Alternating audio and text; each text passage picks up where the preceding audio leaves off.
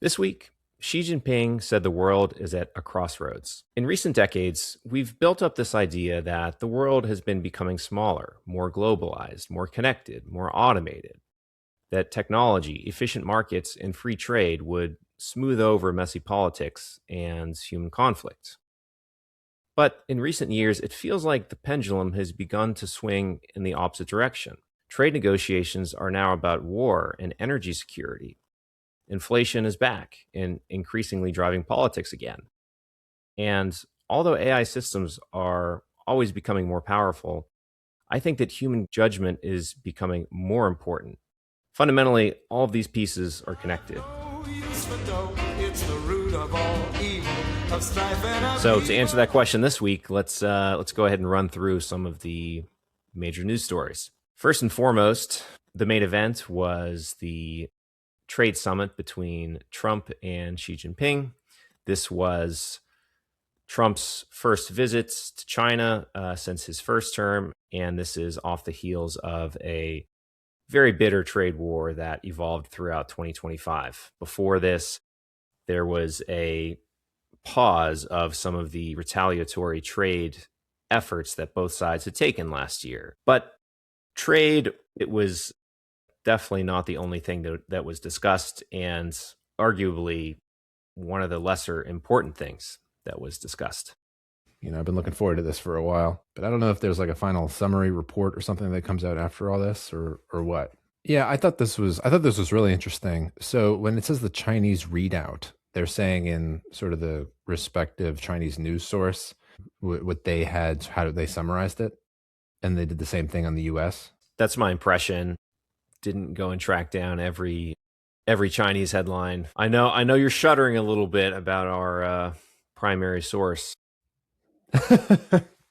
thing right here, but one of my initial impressions even just came about just like when they first met the Great Hall of the People. Xi Jinping was given just a few words to say, and there was definitely throughout that. Usually these are like super boilerplate, super dry, kind of. We want to cooperate, we want peace and love, and I think it would be better for stability of the world if we can get together and all that stuff. The biggest eyebrow raising moment for me had to do when Xi asked the question to the entire U.S. delegation of whether or not China and the United States can overcome the Thucydides trap. My eyebrows just went like way up. The world has come to a new crossroads. Can China and the United States overcome the Thucydides trap and create a new paradigm of major country relations? What did you catch that? Or like, do you know the Thucydides trap? Or do you know what he's referring to? And do you know like why I thought that was such a outstanding, like such a shocking comment? Do you know what the Thucydides trap is? I've got a vague idea. Basically, whenever there's a major world power that's seeing a rising world power, they kind of are naturally going to compete along the way, but inevitably that's going to lead to conflict in the end. Right. Yeah. So yeah, the Thucydides is referring to a historian, kind of one of these ancient Greek historians who had written about the Peloponnesian War. And what that one basically said a Spartan was the sort of incumbent, they were the dominant player, and then the rising Athens. And he asked the question that when a rival power rises, sort of, is war or is in conflict inevitable? Is it unavoidable? Are they destined for war? And so what his book did, he looked through, the past in history when sort of a separate power had risen to potentially grow in strength and be able to go toe-to-toe with one of the more established rivals. How often did that end up in a hot war? And then how often was it averted? And I think he looked at like 16 instances, and 12 of those instances ended in a hot conflict. And then 4 of them, it was averted. And so like the reason why, to me, that I thought it was so shocking that Xi Jinping actively used that word was basically it's under the premise that China is going to overtake the US. It's like, it is a rising power and it will overtake the US. Can we avoid it?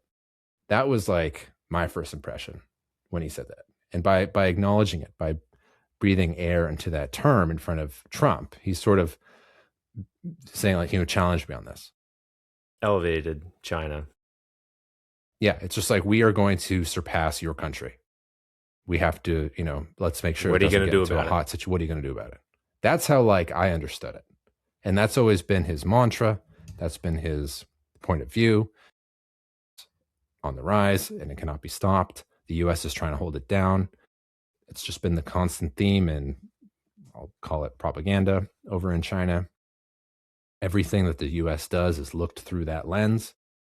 In terms of whatever they're doing, they're trying to keep us down. I thought that was shocking. I don't know if it gets this far into say that it's a Western thinker who came up with that term, and then Xi has sort of adopted it. And I honestly think that it came directly from him. I think Allison himself has talked to Xi, and Xi Jinping has started using that term, a decade ago, shortly after it came out. And obviously he really honed in on it, and it meant a lot to him, because now there's this Western thinker who also believes that China there's an inevitable rise, and it will surpass the US, which is very much in line with Xi's own thought. So I saw that mentioned. I guess it didn't kind of tip me off as much as it did for you, but that makes a lot of sense why. But one of the things that I did see was, like, I guess picked up and interpreted as even like a little bit shocking how strong he came on about Taiwan. Like, the big quote was,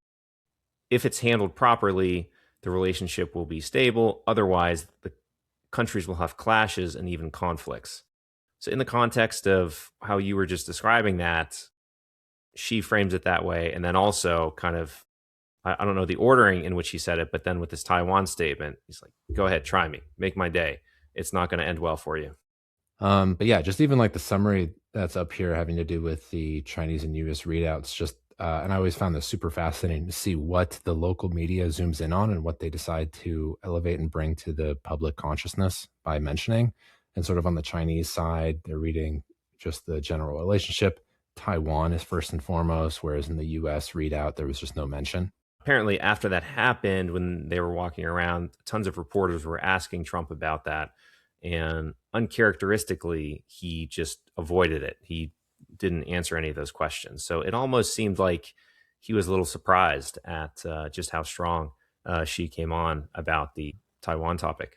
Well, at least it's good to know, sort of, because I was looking into this a little bit beforehand, trying to figure out like what chips does the US have really, and then what does China have.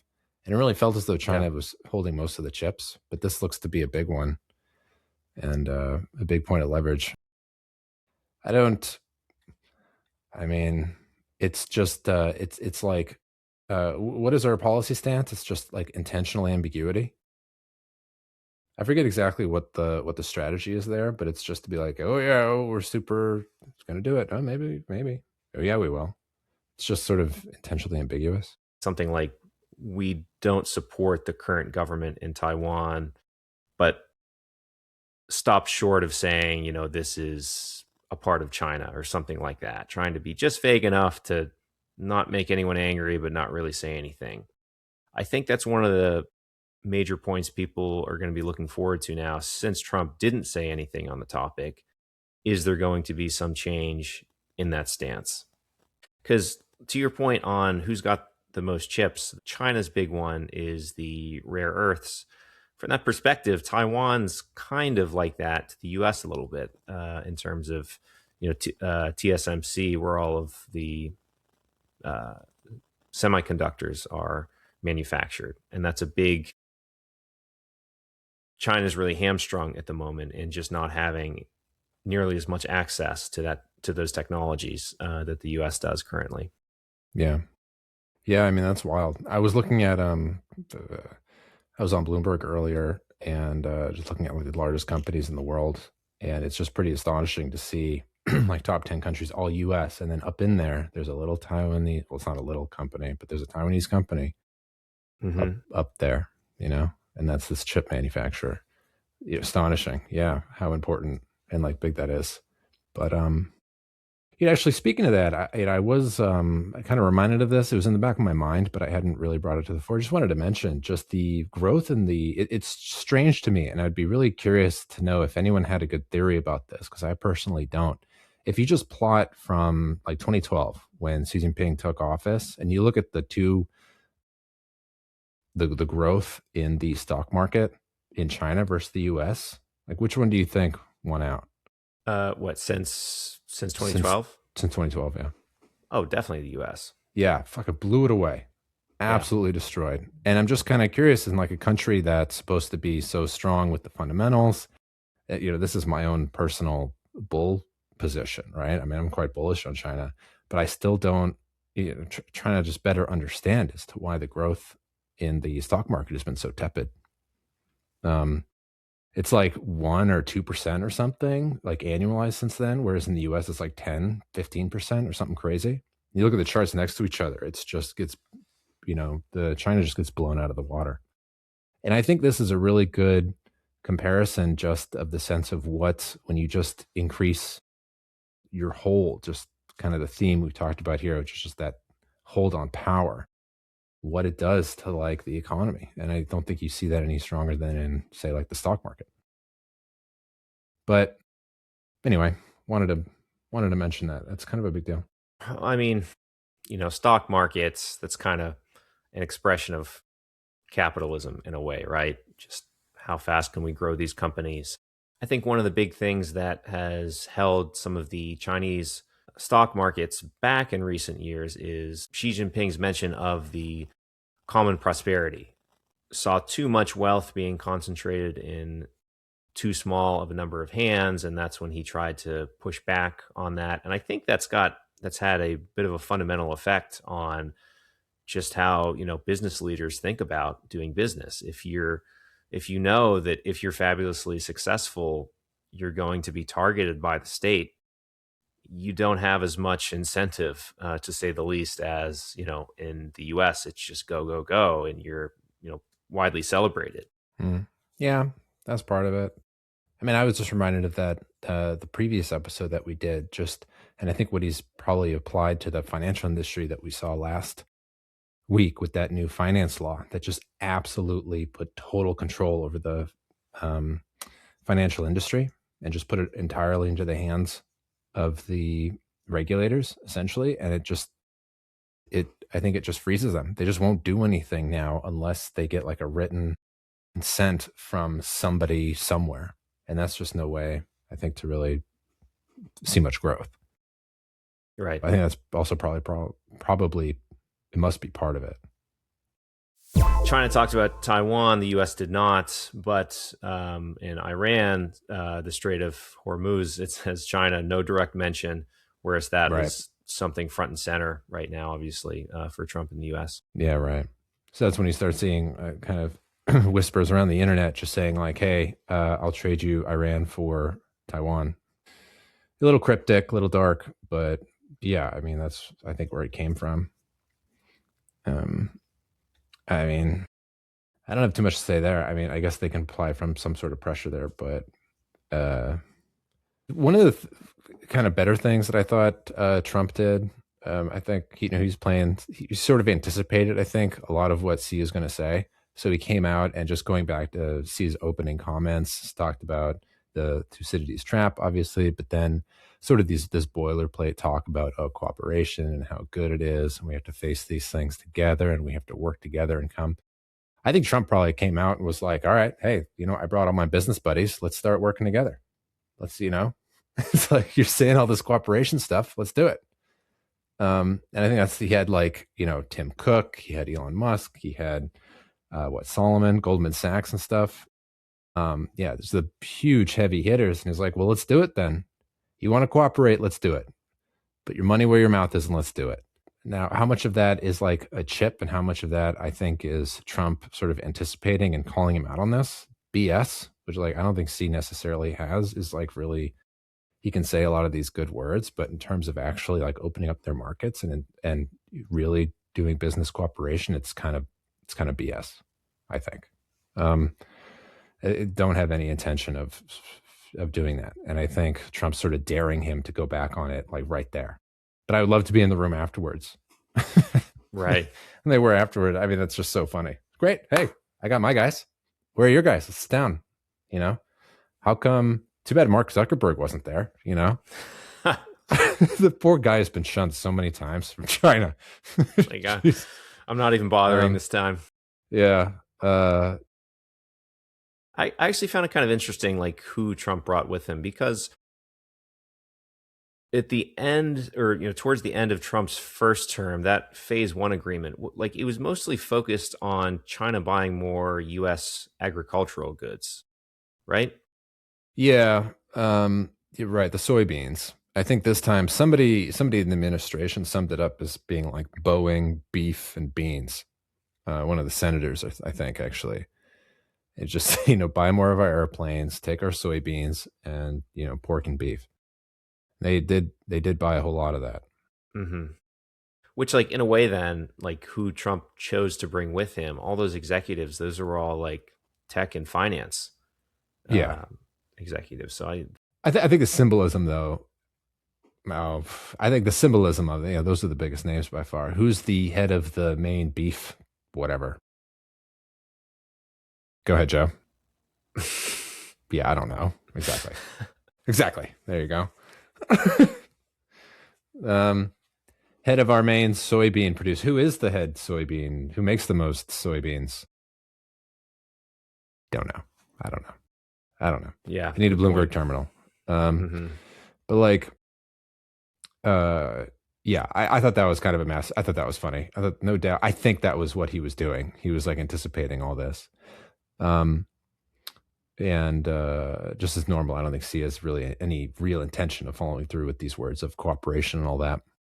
And I guess that's one of the unfortunate underlying themes behind this. Like, just as a quick aside, I did see like not an interview, but like Jensen Huang in front of all these reporters as he was, on the sidelines during these events, and everyone was asking him all these questions about what kind of business items are you discussing here? What are you doing with chips, with the H100s?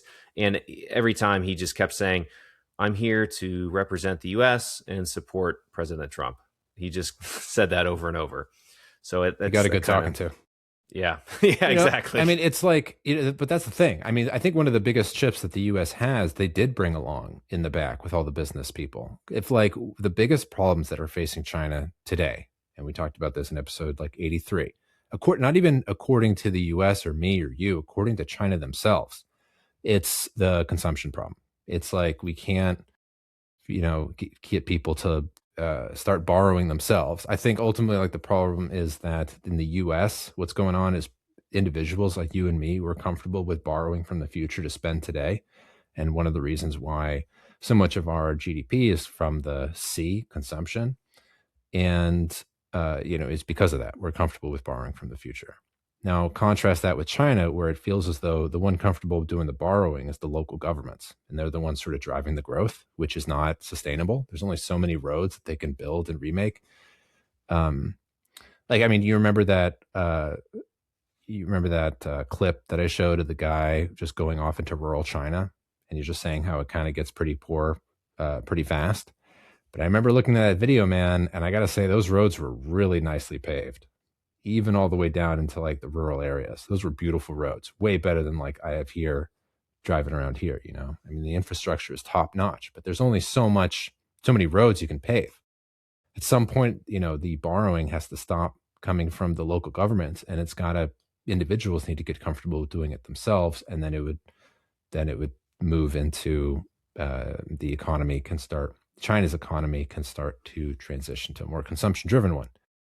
But, and this is what I'm trying to get at, I think what would help is if they did allow these business people from the US to come in and start investing in China and building those factory and producing their own goods locally. Because remember, GDP includes, like, even if Toyota has a factory here and they're building cars here in the US, that's GDP for the US. And so, China has very strongly just refused not any, but a lot of foreign, companies from sort of doing, building their own stuff there. So I think if they did let him in, if they did let all this business in, I think China would see a pretty good up in growth. I think that would be the cooperation that they're looking for. But China's already struggling with a oversupply issue. Well, I think it's maybe too broad of a brush. Oversupply in some commoditized things. Just like going back to your broader point before, the U.S. is comfortable with taking on debt to keep spending, whereas the Chinese are just not as comfortable doing that. And it seems like that's a cultural thing. Like no matter how many other businesses you bring in to create new products, are they going to be more willing to take on debt just because there's, I don't know, more iPhones or, whatever XYZ product? Or are they still going to maintain a very savings heavy outlook, towards household wealth? Yeah, maybe it's just purely a cultural thing, but surely having like, but I mean, I would still expect to see if you would allow a little more of the foreign influence come in, that maybe you could start to shift that culture, dare I say. Yeah, but you're right. I mean, the translation between sort of, the consumption driven stuff and then having, I'm just trying to connect like what sort of chips do we have? And I really feel as though, the people that he had in tow, like must count for something. I mean, I think maybe C probably sees all these business come in and be like, oh, here come the leeches coming to, suck our country, dry and sort of extract all the money out of it. Here's the age of humiliation 2.0 or what have you. But it's got to count for something. I mean, these are just the basic globalization arguments, isn't it? I mean, and besides, definitely there's one argument to be made for sort of individuals, kind of locally, the consumer, and them having access to the best stuff, the best value of whatever good that it is that you're looking for. There's that argument, but that's probably not so much what C's interested in. If it were, then I think he would stop manipulating the yuan so much and weakening it so much, strengthen it and let them import the best goods from around the world. Right now, the focus is on like, we got to make it ourselves. But you can still make it yourself. You just do it you could have a foreign do it just locally. I don't know, but it's got to count for something. Where are the people who are fighting for globalization now to like be in Xi Jinping's ear? He's saying this himself and still won't let like foreign companies in. Just the news from the summit is that it happened at all. Just the fact that they're like meeting and talking to each other is sort of a win by itself, even if they didn't resolve anything. And I kind of agree with that. And the fact that there's going to be another one set in the future, but for C to come to Washington, that's kind of a big deal. Just the fact that that's there is just kind of like a good thing. Even if they don't really work anything out, the fact that they're still talking is important.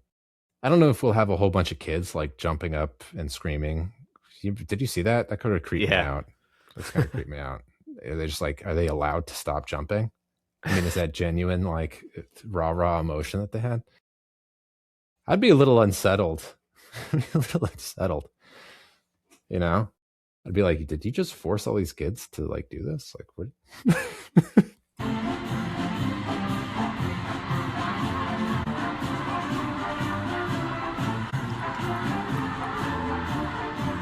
The other thing, it's just so funny how how they appear externally to like a kind of incoming president, show them as much respect or whatever. But then as soon as they leave, turn around and just say how garbage the US is and how they're evil and how they're trying to keep us down. I mean, just the two faces of it is really it's difficult for me to stomach. From your read, do you think really anything of substance happened then?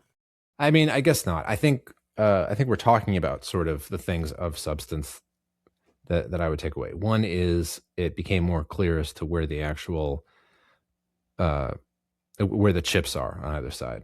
I think you probably saw now how important, how big of a chip Taiwan was in the eyes of the Chinese.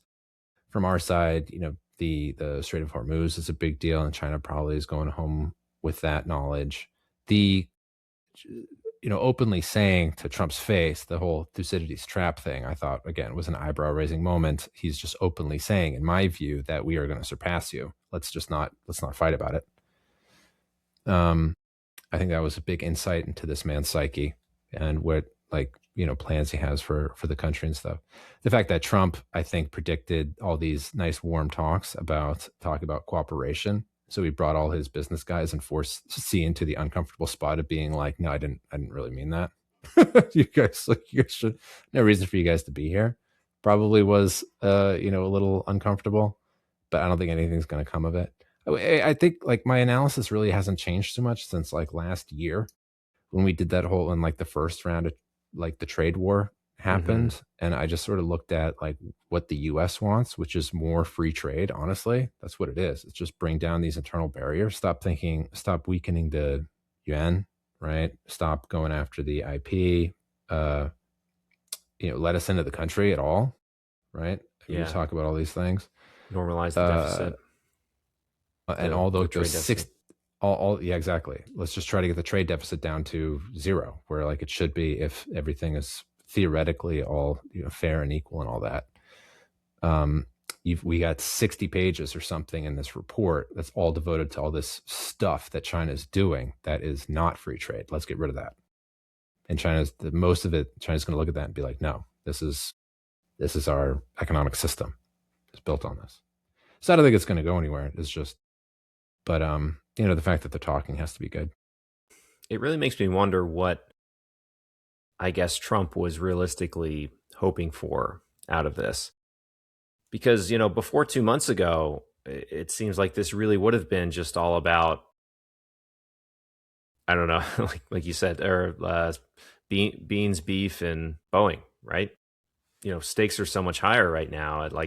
I got to assume Trump was kind of hoping at least for something on because on Iran or the Straits, because the one thing that Trump keeps hammering just, to anyone is that, the U.S. doesn't depend on oil that comes through the Strait. Now, he leaves out the part that, the U.S. is basically feeling the same effects anyway, but he keeps trying to push other countries to take a more active role in trying to get that thing back open again. And that was actually something Bessent was on the airwaves just a couple days before all this, kind of more directly calling out China, saying that they're well within their power to help move this along, but so far they've just chosen not to. And he kind of alluded to this meeting, we'll see what happens, but doesn't seem like anything too material was really said about that. Yeah. Big piece of the news this week, next round of inflation prints in the U.S. I don't know if you saw those, Luke, but surprise, surprise, inflation's back up again. Yeah, well, it wasn't a surprise. The market was very good at predicting that number. Both prints that came in, both the CPI and the PPI, came in above expectations. So not only was it a bad outcome everyone was bracing for, but it was even a little worse than people thought it was going to be. It just really makes you wonder, we just saw this inflation game play out just a few years ago. We keep saying this energy shock, it's fundamentally a supply shock for now, but if it persists for long enough, it's going to filter into the demand side. And that's really what leads to a recessionary outcome. And then, lots of other poor things from there. And so the other big piece of news Warsh made through one of the votes about a week or two ago, just earlier today, he made it through the full Senate. So it's official now. Warsh is going to be Fed chair. We're going to cut rates. AI is going to have all of this fabulous productivity growth that's going to provide all this disinflationary impact. We can comfortably cut rates and not have inflation be an issue. Now that he's on the verge of taking over here, just over the next couple of weeks, we've now got inflation obviously rising right now with really no end in sight. And I would say, I don't know, just the AI picture overall, we're not really seeing this kind of fundamentally different productivity growth just yet. So what, you think AI is going to come for your jobs and they're going to take them because everyone's going to be so much more productive? I mentioned that because like literally earlier today, Liberty Street Economics dropped another article. Do job postings show early labor market effects of AI? Yeah, long story short, they were like, no, we don't think so. They're not taking your jobs quite yet. That's that was sort of the answer. Yeah, and so I think fundamentally that's where we're at right now. And that was actually one of the other big pieces of news this week. I don't know if you saw, Luke, out of South Korea, actually, the next big AI debate was going on. Yeah, you're going to have to fill me in on that one because I did not hear that at all. I'm curious to see what this is. So at the start of the week in South Korea, one of a top government official who is has long worked on public policy for the president, he made a public post basically saying that the government should be taxing the additional profits made from these AI companies to fund a citizens dividend. That's the latest term going around, I guess, UBI or UHI. Or this was in the context of, over the past few years now, the South Korean stock market. This is something we talked about a few weeks ago as well, when it was seeing really high volatility just due to how concentrated it is in just a very small number of very high valuation companies. Yeah, it's like 2 companies. Yeah, the semiconductors. This kind of motivated him to say, like, given all of these fabulous profits, we should have just the citizenship partake in these, great bounty. Stock market didn't like that too much. It's tanked pretty sharply, kind of right away, and then he had to go and walk it back pretty quickly. So this is actually like a Facebook post on his personal account. So he was like, no, this really. Oh wow, that's funny. Just testing the waters. Yeah. And I was looking really hard to find the post, but I took it down, huh? Not even like a picture. Someone didn't grab a screenshot. You can pretty reliably find like some people just snagging screenshots all the time. Yeah, that's what I was hoping for, but I guess I'm not too well versed in traversing Korean Facebook, really? Yeah, unfortunately. I did type in the guy's name on my own Facebook account. I was trying to find it in Korean. Yeah, then everything was in Korean. I got didn't get anywhere. Got it. Oh well, it's good effort for it. But yeah, no, I think what they're sort of putting their finger on has to do with, you see this other elsewhere, this term K-shaped growth. You heard that? Yeah. So K-shaped growth, it's like you got some companies that are going up and to the right, and you got some other ones that are going down and to the right. And you can see this pretty starkly even looking at certain clips of like Bloomberg and stuff, where you show just like the S&P 500 and you can break out what companies are growing and what are going down. And it's like, man, information technologies, they are carrying this team. But yeah. And you look at the other ones like, consumer, health, and they're all kind of going down and to the right. So like, no doubt Korea is going to be feeling that just even more starkly. Because it's just, what is it, Samsung and then Hynix, those 2 companies are like 60% of the market cap. Some ungodly number. For goodness sake, lay off the chips. Yeah, go for a walk, lay off the chips. And so that's probably what they're kind of going to start to tap into. And just like, how generally can we spread around all this AI based growth? He's not really even focused on AI per se. It's like that whole AI stack thing. I mean, this is what's sort of super interesting. It's just you invest anywhere in that and you seem to be doing well. Kind of like the energy, and then just move it up to the hyperscalers, to the whatever. It's always interesting to see like wherever they think the bottleneck is in that entire stack. You just look at Musk and whatever he's doing, that's where the bottleneck is. And right now he's becoming like a new hyperscaler. So it's like compute. So it's like, okay, I guess that's where the limit was going to be. Well, it's kind of interesting that you mentioned Musk in that way, because he actually has too much compute. Oh, because you're saying, yeah. Well, yeah. Well, his smaller company XAI, I think the number is pretty crazy. Like they're only using like 10% of the Really? compute that they have. Oh, Yeah, that's and wild. that's what it was either last week or the week before. They signed a big deal with Anthropic. Mm-hmm. So it's Yeah. like a little bit ironic that the AI company has an oversupply of the fundamental resource there. So that was kind of the note in Korea. Okay. It just wasn't received well at all. So Interesting. I guess that's like kind of one of the trends we're seeing now, is in that there's plenty of politicians that kind of throw this idea out there in different parts of the world at different times now, but none of them have caught on in any I don't know, realistic way. Certainly not in the US. We just saw in South Korea this week, it was rebuked very sharply, very quickly. So, and this always goes back to what you and I talk about with Musk and his vision of this deflationary future with this insane overabundance. I think just in practice, these things, they're just not going to happen. What things? The tax stuff?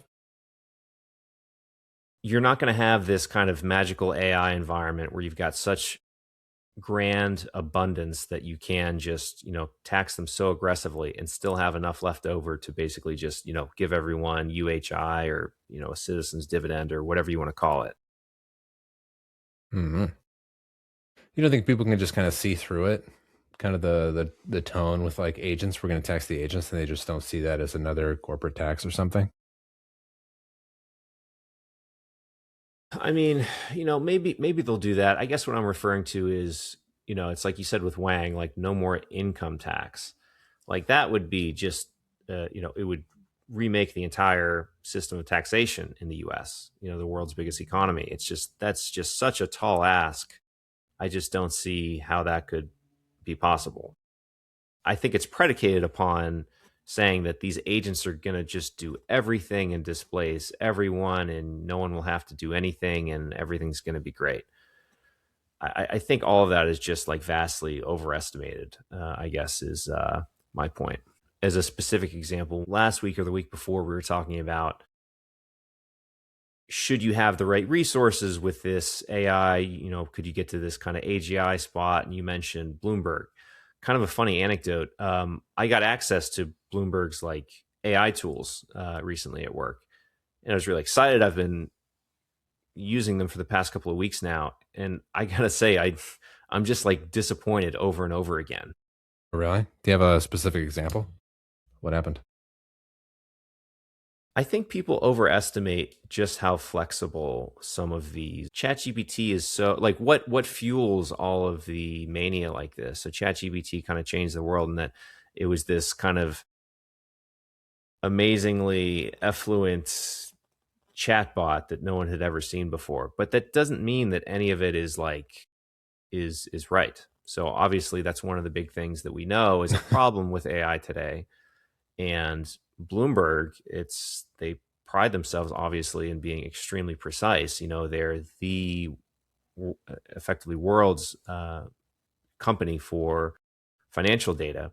So the way that their specific models are structured, I had like really high expectations that like they're fundamentally these LLMs still. So, they do the same thing. You can ask them these questions, you can have them write code for you, do all these different things. But the way in which they very carefully are building this thing such that you can tell they're really prioritizing accuracy above all else. And so I think the net effect that I've been seeing is that a lot of the kind of big efficiency gains that I was hoping to see, and so really what that means a little more concretely is just accessing all of their data directly, like through their platform, and then arguably being able to use the tool to bring different sources together in ways maybe you just didn't have the time or energy or even knowledge to do before. Sure. And like for every efficiency gain I see, for every new data access it gives, I see like 2 or 3 other things that are, I guess, more on the minutia, but that's where like important connections are really made, like i.e. like where a lot of like my daily job takes place. It just doesn't have access to it yet. It doesn't have access. Okay. Well, it has I thought access. it was getting things wrong, but Well, that's the thing. So They obviously, just say something that's stupid. I mean, when other people come up with they're trying to get these chat bots to start doing trades, but they end up just like canceling their own trade. They buy and sell the same thing or something at the same time, or they take a long and short position of the same, or they're just doing like dumb stuff. Yeah. Did you find it doing anything like that where it was just like obviously stupid? With Bloomberg, I guess that's my point, in that it doesn't do any of that stuff. But in being very defensive about that, it inhibits the new efficiencies that you can gain. So net, I'm not really seeing too much of an improvement in my daily work using the direct Bloomberg AI tool, because they do not want to be, like it's they're really, it's sophisticated in how they build it, because there's extreme precision and it kind of links back to the sources that it uses to give you an answer. And if you ask it a question that it can't give you that good answer to, of which I'm finding a lot of examples of, it just doesn't tell you anything. Like, it just defaults to say, oh, you can look this up on the terminal this way, like the old school way. Got it. Okay. Of doing it. There wasn't not even like a glimmer of that there was some potential here. Well, I think there's definitely potential. Oh, okay. It's a work in progress, but it's sure. Hey. It's very slow. And so it's like with all of the AI company, just everything that you and I know today, people focus on that wow factor. And that's what generates a lot of this mania, a lot of these, really bold predictions, UHI, and all these different things. But I guess my point is that the reality is much more constrained than what we think it is. I don't know, man. So like,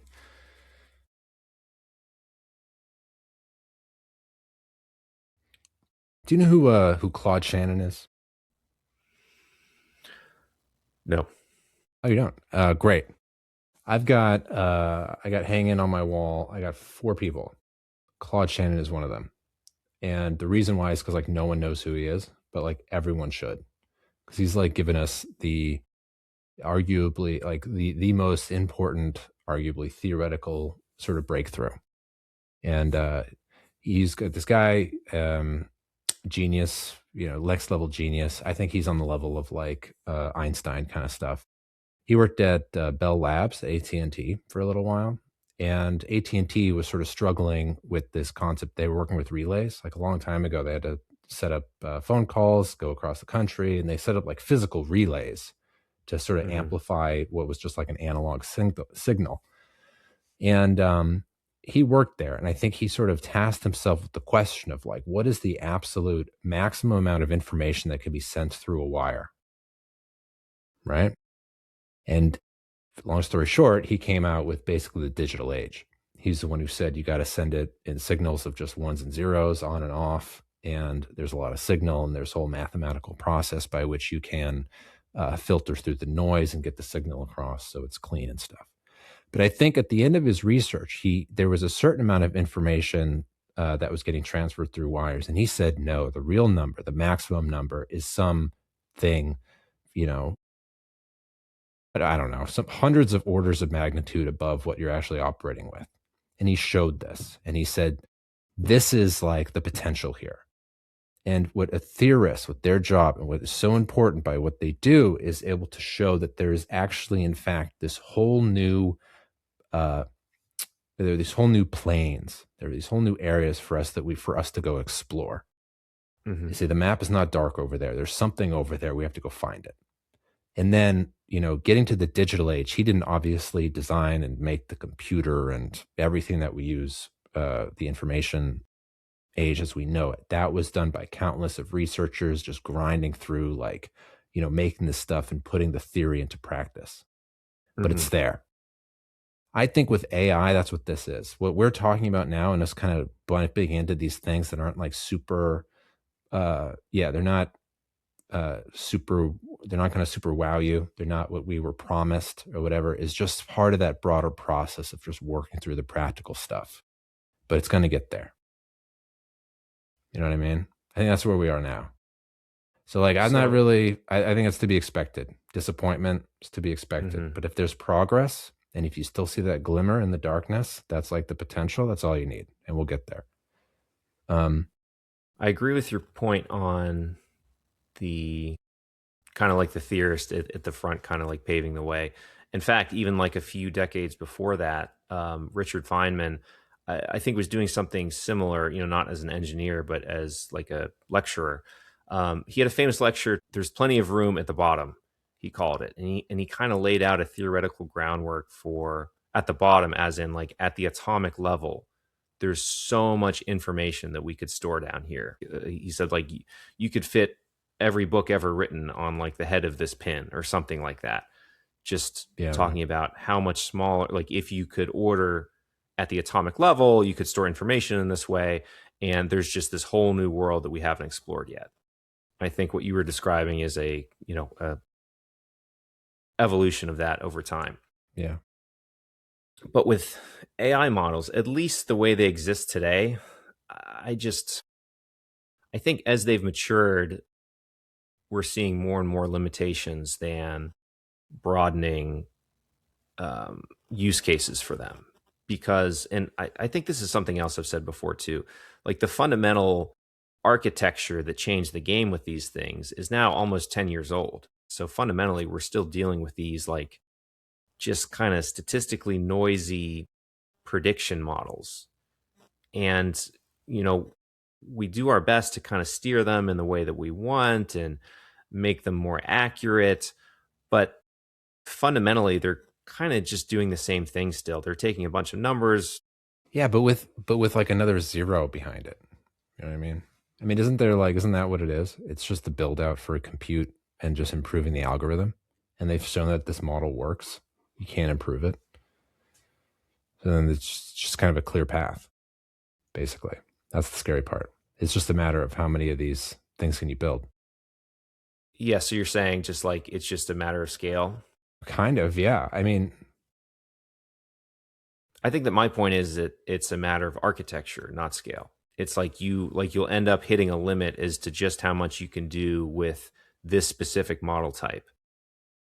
Now, that's not to say that we don't have something fundamentally new in, years or decades from now. Like, I assume that we will.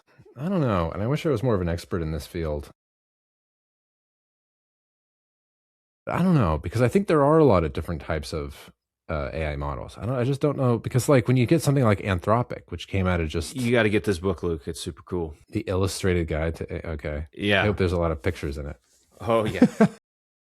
But seriously though, yeah, it focuses on the fundamental architecture, which I think has been super illuminating. It's kind of motivating a lot of what, but I mean, my views have been. In AI practice, for example, you saying that basically the same technology that's helping to drive Tesla cars is the same as what Anthropic is using to build me a spreadsheet. But just the fact that those are obviously two extremely different applications and that they must have been trained or whatever in much, much different ways.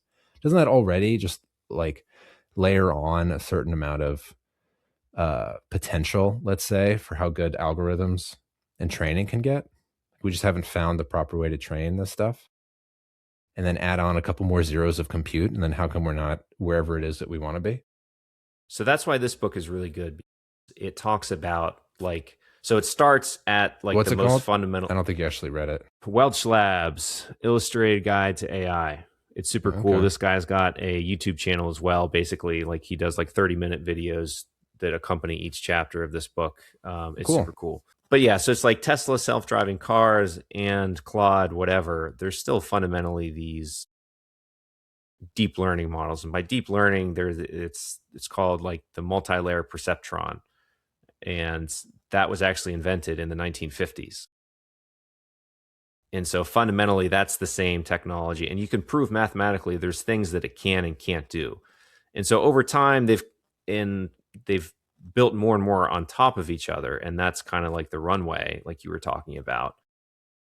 But I guess the point I'm making is that that doesn't mean that it can do anything and everything. I mean, okay, if you guys are saying that there is so kind of going back to the Claude Shannon example with the wire and how much information can go through, he's saying that he's like proved, or he is certain that the maximum amount of like AI or something that you can get with this model is X, or he's just sort of showing that there's a limit. No one's doubting that there isn't. Well,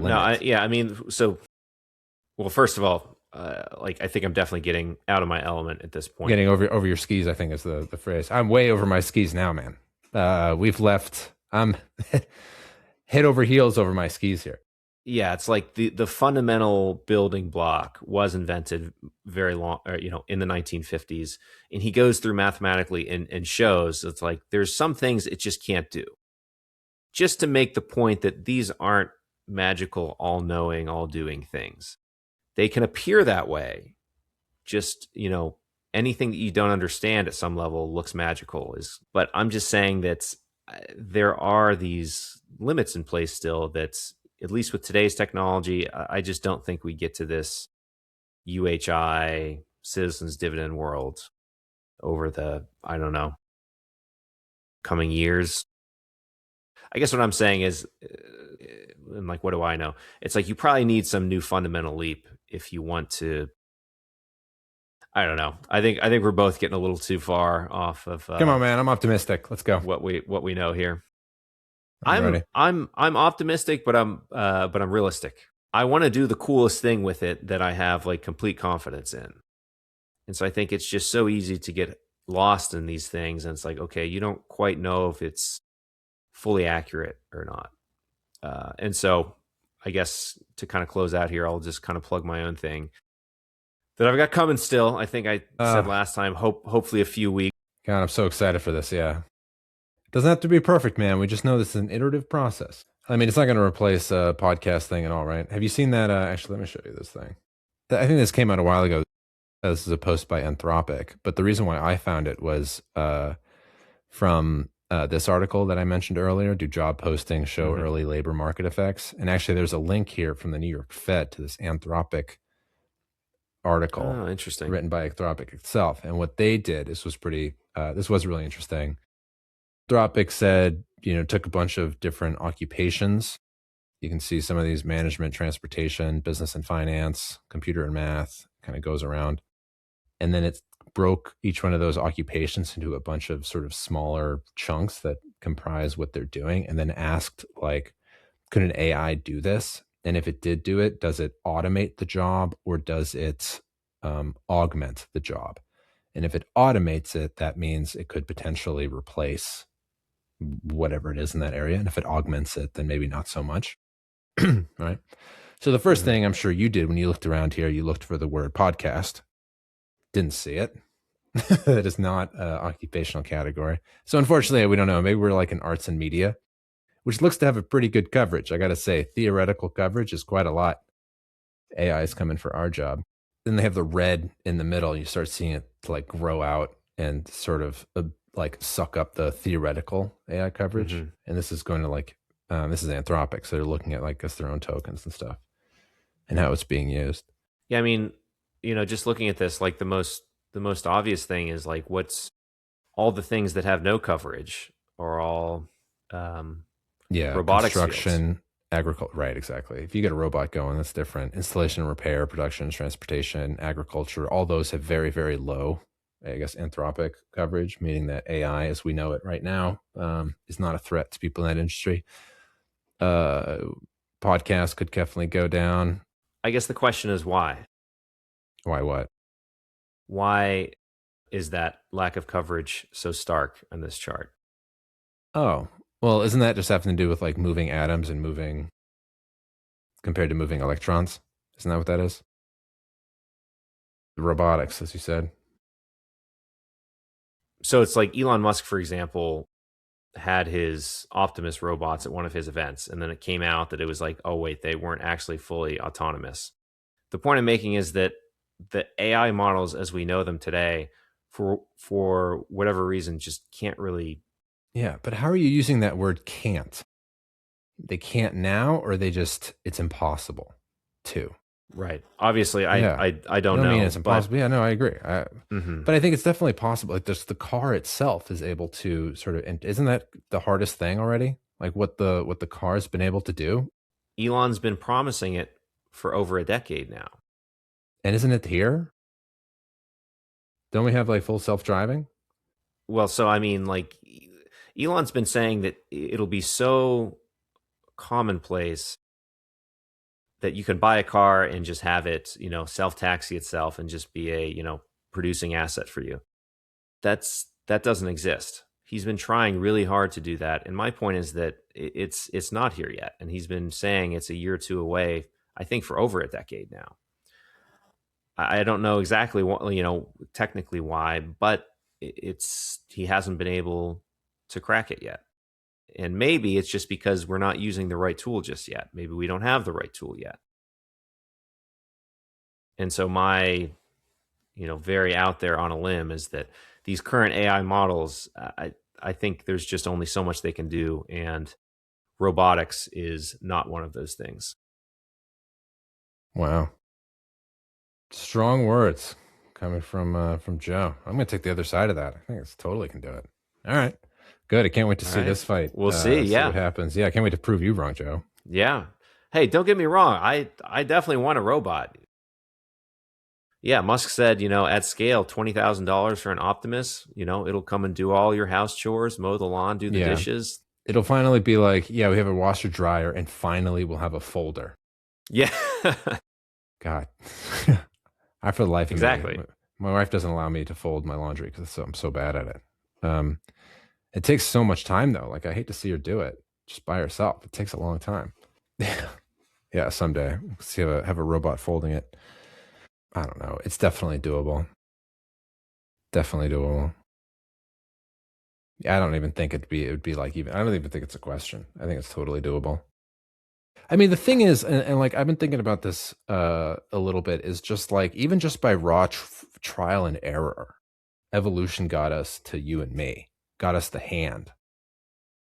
Just by trial and error, Joe. And we're doing a little better than trial and error, okay? It's definitely a more scientific trial and error. But nevertheless, just try it enough times, enough different ways, and you'll get it. Without a doubt, in my mind. It's like, you got to give evolution and Mother Nature her dues. It is absolutely wild how fantastically, sometimes I just sit and just look at my hand and just think about how incredibly it's both strong and nimble. Just like to break the egg. I break eggs every morning. And just that test is incredible if you think about it. Just the ability to hold the egg delicately enough, right? So that you don't crack it when you're holding it and yet forcibly hit it like with enough precision and enough force just the right way so that it cracks, that you break it open and don't get any of the shells in the pan and stuff is really a marvel. That's right. Nature is far more advanced still. It is. But you're saying that it can't be done, Joe. It's just we're not going to get there. Not with today's tools. That's my point. Oh, okay. Maybe we're just kind of talking past each other right now. Now, will we get there in our lifetimes? I think that's the point. I don't think it's coming inevitably in a matter of 5 or 10 years. Because of the technology, because we can't get that breakthrough, or just because it can't be done? That's my guess, yes. I think we need a new breakthrough that we just haven't found yet. Maybe we find it in 2 years, maybe it takes 20. Okay. I think I see what you're trying to get at. All right. Yeah. All right. We're going to get that breakthrough. Yeah. It's a question of when, not if. For you? Well, I mean, I think for both of us. Okay, fine. Well, no. I mean, for a while there, it was like an if. You didn't even know, it wasn't even sure you would get the breakthrough. I'm saying you will. Sure, then when? You're saying if and when. But anyway, I mean, I look at this sort of the theoretical capability and like occupational category and stuff. And I was sort of having fun thinking about all the ways in which AI is not going to be able to replace me at work. Or if it does, it's got to, like all the trainings that we have to do. It could probably, is it going to augment or automate sort of me having to like mess up Word documents with the formatting? No one can do that quite as well as I can. Taking notes that no one reads, could probably automate that. Knowing the exact right time to send a follow-up, hey, just following up on this email. Hey, you forgot about this email? AI doesn't know exactly how to do that. Right? Not yet. Someone needs to do my training on Reg W. It's right up there. That works for me. All right, man. Yeah, we've kind of wandered way off course here, but that's all right. That's everything I had for you here. So with that, this has been another episode of the Root of All Evil podcast. My name is Joe. I'm Luke. And we will see you next week. All right. See ya. Bye.